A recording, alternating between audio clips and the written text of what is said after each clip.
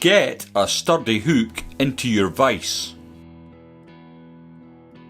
Put a spot of superglue on the shank of the hook. Lay down a bed of white tying silk. Tie in your foam backside.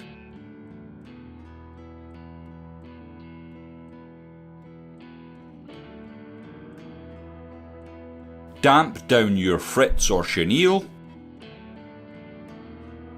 Tie in and wrap up the shank.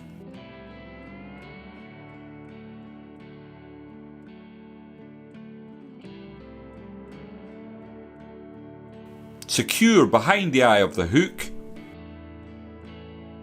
Add a touch of superglue to your thread. Whip finish.